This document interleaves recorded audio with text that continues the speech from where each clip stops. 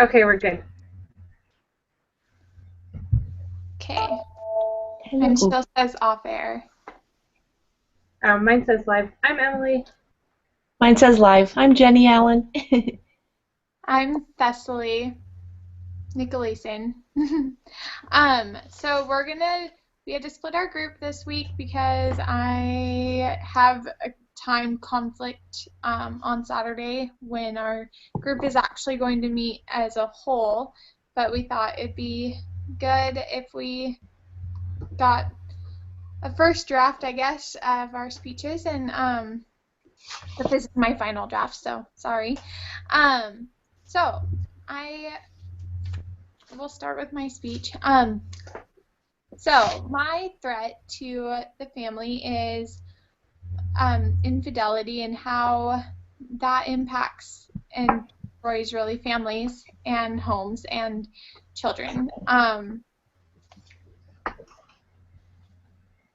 So for me personally, I grew up in a home where my parents got divorced when I was young, and come to find out a few years after their divorce, and I was so young that it didn't really resonate with me until after they had already been separated and divorced for a couple of years, that my both parents had extramarital affairs, either emotionally or actually physically.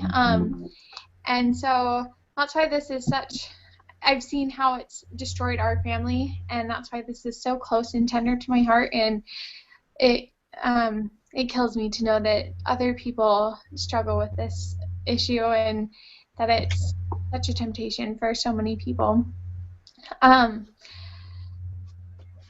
so from a lot of my research, one of the studies that I looked at is a website called Infidelity Facts, and they give a non-biased, just straight numbers of what the prevalence of infidelity is. And from my findings from their website, in 41% of marriages that end in divorce, there is an admittance of infidelity. Men and women report similar prevalence of infidelity, 57% in men and 54% in women. So what that means is in almost in 40% of divorces, infidelity is one of the factors that leads to divorce. So many divorces could be um, not happening if people would just love their spouse and cleave to them. Another piece of evidence, or another resource that I looked at for facts of the prevalence of infidelity, um, comes from um, I'm sorry, comes from the Huffington Post, and it's this is a study that helps people um, detect, or that helps people understand that their spouses can detect when somebody's being unfaithful to them. And so it's an infidelity radar is what they call it. And 102 undergraduate students at Florida State University were taking this test, and their significant other, boyfriend or girlfriend or spouse, depending, found that almost 100% of those students were able to detect when their spouse had cheated or not. And so I found that really fascinating, that people are much more sensitive and in tune with their spouse or significant other's emotions and needs, and when they're being faithful to them and when they're not. And so that was kind of shocking to me to see that even in younger people, infidelity can be detected, but I think a lot of people just push that aside and write it off as, oh, I'm just being hyper cautious or super judgmental, or so they push aside that finding or that sense. Another area that I wanted to talk about is what we can do better as a society to help take away this prevalent issue in our society of infidelity. Something that I thought would be ideal is for our government leaders to not set such a poor example. And I know that we need to be more aware of who we're electing and putting into office. We need to see what their moral standards are, because they kind of set the bar for our nation. And if we have people in office that are leading our country that are doing things that are totally against what we would hope for our families and for ourselves, that's kind of setting our government and our families up for failure. Another suggestion that I thought would be great is if we had in our communities, I guess, kind of free support groups. I know there's a lot of free addiction recovery support groups that people can go to, and so setting up a similar thing for marriage support, where there's no shame involved, no judgment when you go to that class. So kind of like a free group therapy session, which I really think would be a beneficial thing for our society. If spouses were humble and willing enough to go to such a group, they could work through their issues and see, oh, we're not alone. Everyone has temptations. Everyone struggles with this. But seeing examples in their own circle of community of people that are successful in staying just with their spouse and focusing on them rather than going to other sources for entertainment, I guess, for lack of a better word. Also, with those groups, it'd be great if we got some government funding for them to make sure that we have therapists or people who are more experts in this field of marriage counseling and therapy. So if the government were willing to pay for those people to come and kind of mentor and guide this discussion or this group, that'd be great. So kind of government funded therapy session is kind of what would be a good solution, or at least a start of a good solution. I know that if my parents, they had a lot of other issues as well, but I think if they were able to be supported in being faithful to each other and not searching out for outside of their marriage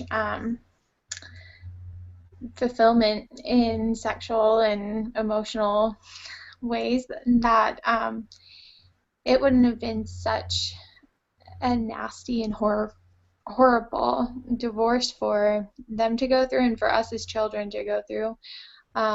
Just seeing how much hatred and how much disdain that they have for each other, that still kills me 20 years later.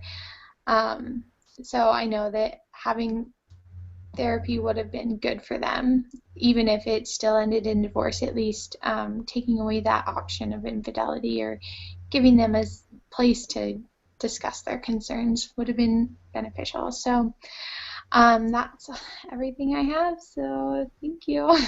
Yeah. Yep. Thanks. I had no doubt that you were going to be real. I had no doubt you were going to have good sources. I had no doubt it was going to be personal, and I wasn't disappointed. It was really great. Thank you. And Agreed. Yeah, for sure.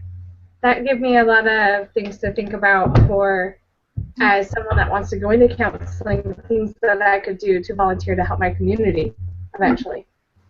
absolutely. I had a question. Do you know of any any current support groups that are in existence for that kind of thing, like kind of an example to go off or anything? So I don't in my own community. That's what got me thinking because at church we're doing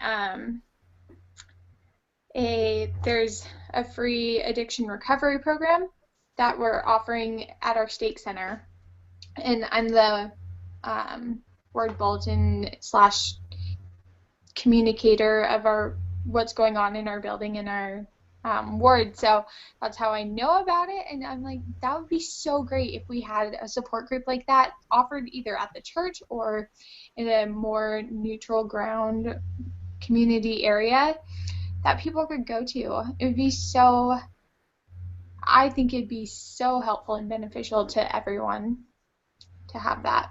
So I think if I were to implement something like this, I would probably take that 12-step program and sort of tweak it so it fits into the marriage and infidelity and being faithful, because infidelity can be an addiction. And so, yeah. So I don't know of anything currently, but it's something that I want to look into and study more so I can maybe be the instigator of that in my community. Hopefully that's spread. So. Very good. Do you have any more questions, Emily? I don't think so. I know my sister did the AA program, and she wasn't actually an alcoholic when she did it. She just used it as support for when she came out of rehab for drugs, and it was still amazing for her. Like that was the deal breaker that made it so that she could move past it. Yeah. That's so great. And it could be advertised even, because a lot of people would be hesitant. Oh, look who signed up for this class. They must have a problem, you know. But it could be just to be informed, you know, to be informed. And like that. I had a couple questions for you, Cecily. It was like, I don't know if I missed it, but what age were you? When they divorced. They were separated when I was 5. I didn't actually say this. They were separated when I was 5, and I think the divorce was final when I was 6. So I don't know. I haven't looked at, but I was 5 or 6. Yeah. So I was really young, but I still have vivid memories of that. And it's not absolutely. Fun. And as you said, 20 years later, you know, and so I was going to ask you about what do you think about support for children? Like, I mean, I have friends too that have, you know, they're still suffering because of divorce from their childhood as well, and maybe support groups for them if the parents, not that your parents can't get it together, but like a lot of parents can't get it together, and it's so hostile that maybe you've made me think, and I appreciate that maybe the kids need a support program. And that was a thought that came to mind too, is maybe it could be offered at the school so kids could have that support group while their parents are in the support group, so it'd be like 2 groups at the same time, so that way they could come back home and all be happy, hopefully. So absolutely. Yeah. And it could be under the guise of let's take this class and get it, so maybe you have a friend, or maybe you know someone, or in the future if you have to go through something like this, you know. So there's ways to do it. I think what I learned from your speech was that by not supporting those in office, it's not helping. If their views are different, if we're to blame if we don't do anything about it. And so I appreciated that. So because we're held accountable for the people that we put into office. And I didn't vote for him, but no, that it's not good enough. Yeah. So I know we're not really supposed to go spiritual, but Heavenly Father doesn't care if you didn't vote for them. You still let him. Well, anyway, you didn't not vote for him. Yep. That's more on a push to vote, even if it is, and to advocate. Yeah, to be an advocate. So I think you're right on. So very good. Any other questions? Yeah. No, I don't have any other questions. Or feedback or anything that you... Let's see. I think you addressed it, and you know what was unique about your speech was that a woman, your mother, you know, usually you hear the man, Mm-hmm. and I understand that like women are theirs are more emotional affairs, but yours is powerful, and so Yeah. you can make some good out of this to be a voice for both sides and as a child. So you have a threefer. It's so close to me because I'm like, everyone was affected or guilty or, yeah, still having those negative impacts or effects. So, Yeah, you kind of had the same argument that when we watched those two speakers that were addressing the committee about same-sex marriage, you had that personal commitment and that personal testimony of why that doesn't work and why we need to do something about it. And I think that really helped when you started with that and when you ended with that. That was good. Yep. Thank you. Yeah. The sandwich method is what my bishop calls it. Give it the meat and then end with something. It's more about criticism or feedback or whatever, but so that comes from him, not from me. Emily, do you plan on, just a quick question, I know we're being recorded, but are you planning on Saturday, or is this your time to meet? I was thinking that since I was planning to meet this one and Saturday, Thessaly, if you want to grade me on this one, then you can get your peer reviews in, but I'm also going to present on Saturday, if you don't mind waiting until Saturday, Jenny, in case I can get a little more practice in. Oh, absolutely. No, seriously, I'd love to. I planned on doing it Saturday as well, and again, we're a team, so I'm glad that Thessaly gets some feedback on hers. Thank you. Your peer review. Guys, I appreciate this so much. And then you can listen to ours, so it's like perfect. You can you will, and you'll get some peer review from our videos, so we're okay. Perfect. I can go next unless you prefer, Jenny. No, you go right ahead. Let me start my timer so I have a... When I was practicing, I kept going over, so I want to watch it. Okay.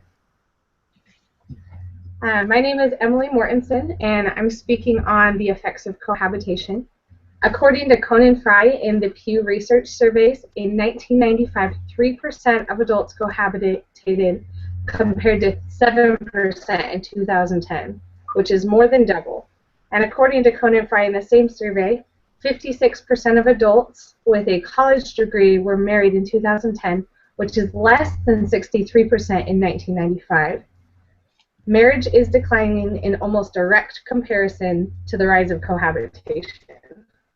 And so I'd like to talk about how the effects of cohabitation are negative on the couple, as well as the children and the parents of the cohabitating couple.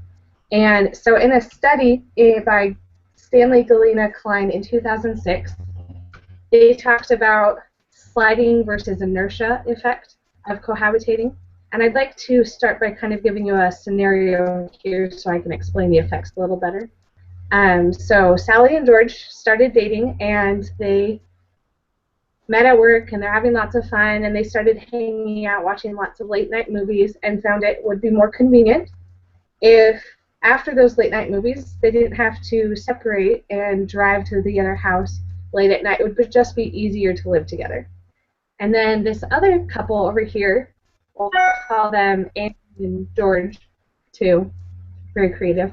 Same story, they fell in love at work, they started dating, and they came across the same scenario where they're hanging out late at night. It would just be so much easier if you lived together.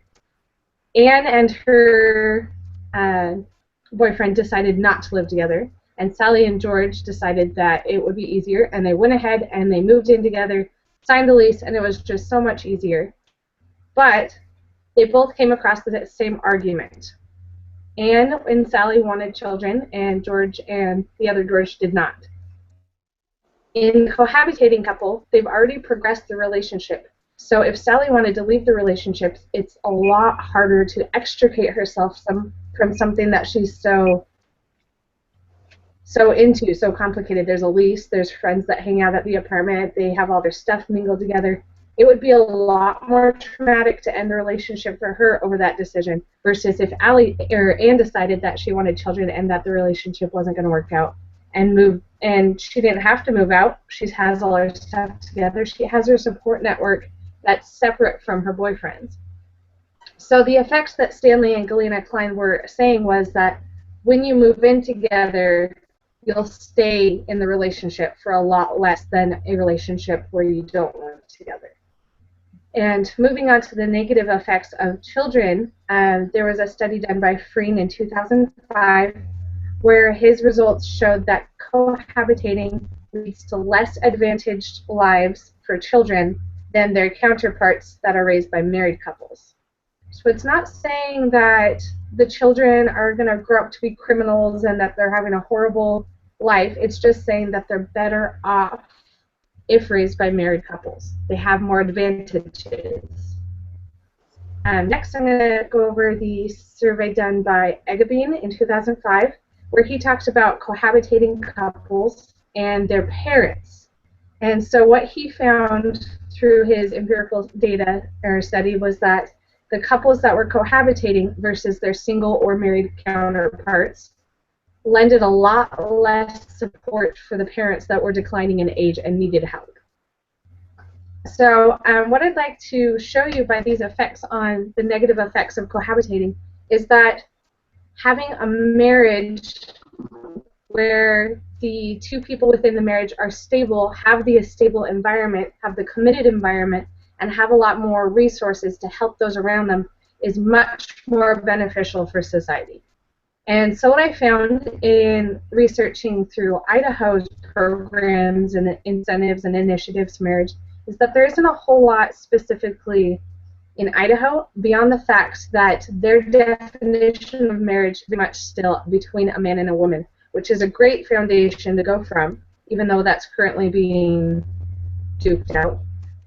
So when I went on to national research on different programs and incentives for marriage, I'm actually doing some research in an internship on the Healthy Marriage Grantee Initiative, which is national government funding for specific programs within each state so that they can develop a foundation with curriculum to teach anyone that wants to learn.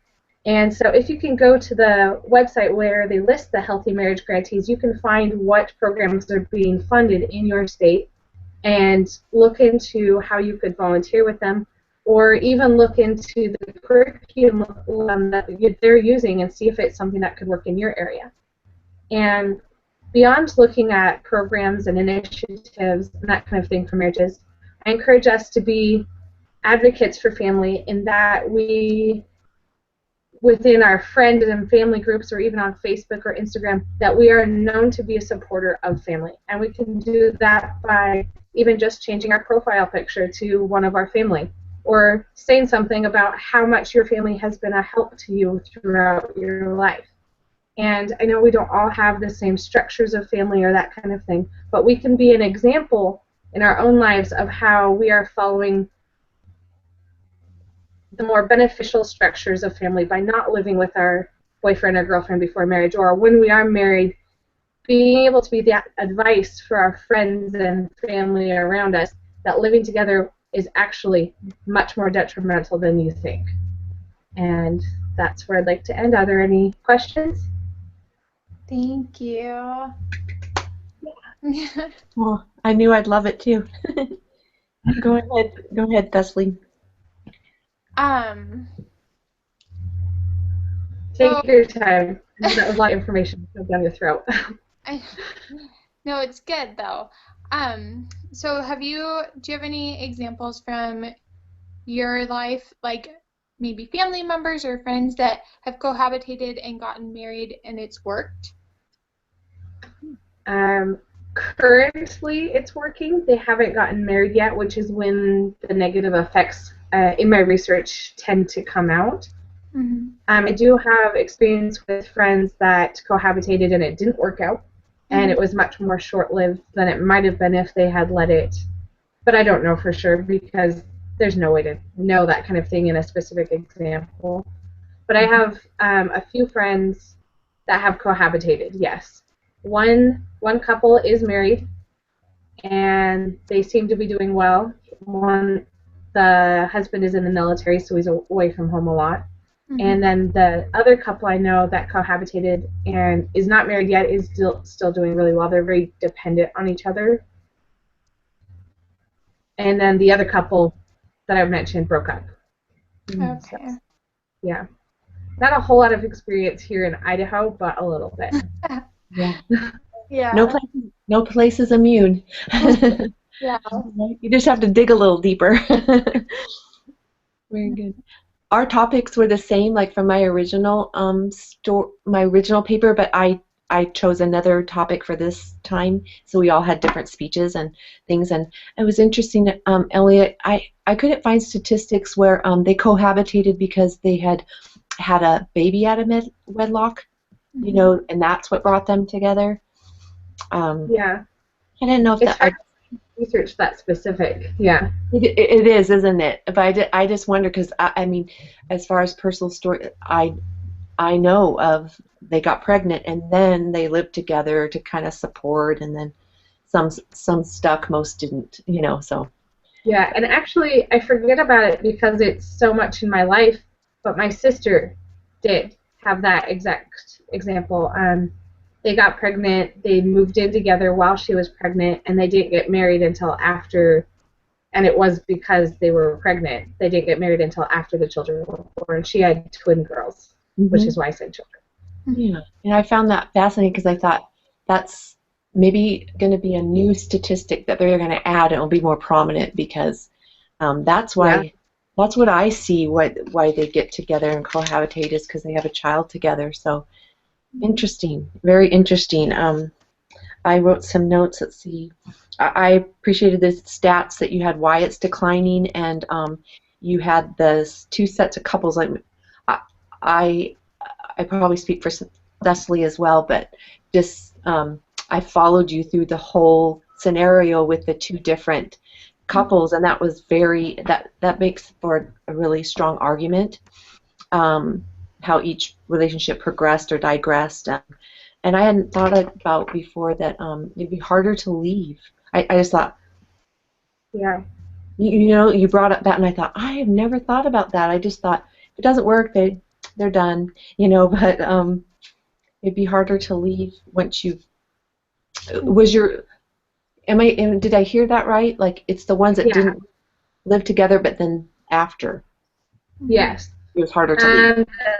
The study was saying that the inertia of the relationship is that you'll continue progressing, and so any reasons to prevent the inertia are much easier to overlook if you've already made that first big step. That's right, and like you mentioned, like the stable environment played a big role in it as well. Yeah. So.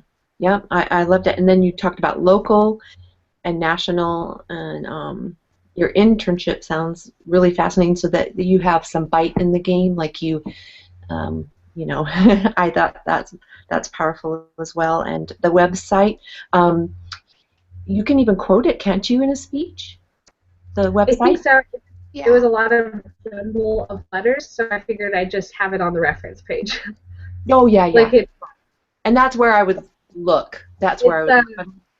acf.hhs.gov/program/ yeah, so I'll just put it on the reference page. Good call. Yeah. Glad you're putting that in references. Oh. Yeah. Well done. Yeah, that was Thank awesome. you. Appreciate it.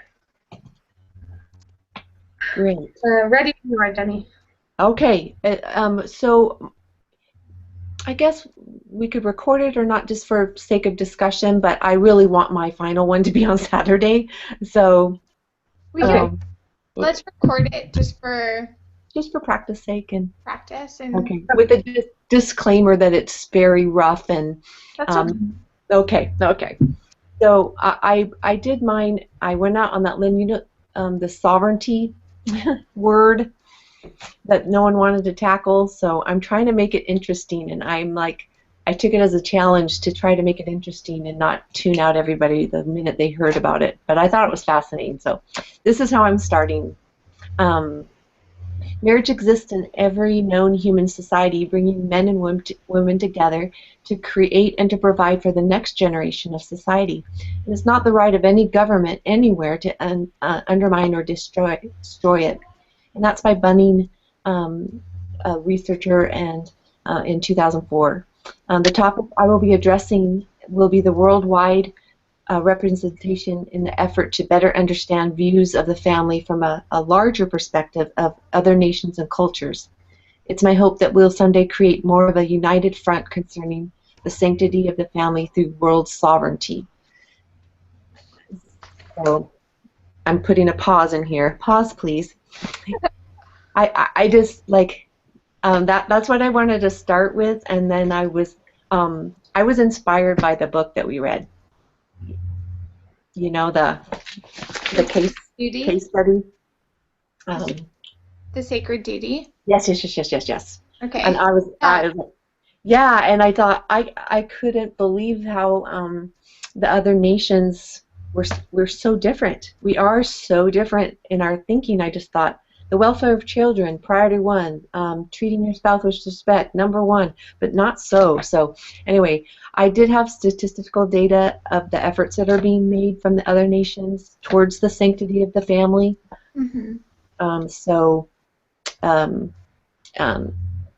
I'll share those, some of those stats in there as well. And what I wanted to prove with those statistics were that countries from like Egypt, Chile, Sweden, just they are so different in how they are different. So let's see, marital well-being on an international comparison. So I had some data analysis from like 19 countries, and I just thought I'd get the more. I'm going to add the stories that are more not boring. You know what I mean? Like not heady, that we can relate to. Mm-hmm. And then like the cultures of American Family Project that has been really successful from the University of Virginia, who studied cultures. And I think the study of culture is the way we're going to understand the different cultures, and then we can have our united front at those UN meetings. So it's not dominated just by that women's group. You know what I'm saying? Mm-hmm. I like that. Okay, so they collected data in 2 stages, so it seemed like it would be interesting. Like I kind of like what you did, Emily, with 2 different couples. So this is like 2 different stages, and so the significance of family and cultures. Am I going in the right direction, girls? Yeah. Yeah. I'm excited to see the final product, I guess, for a better word. No, I'm intrigued and excited for this to learn about what you have to say. Good. And I do have the opposing perspective, just that it's almost like there's no way we can have a united front, but if we don't believe that there can be at least understanding and safety of women and children and families, I mean, we're sunk. Yeah. So here's my conclusion of the speech. It's like all societies are in need of a critical mass number of healthy marriages in order to function well. All societies lose this greater part of the influence. As societies lose this greater part of influence, they will forever be seeking new programs and services to cope with the ever-increasing social problems that result from its absence.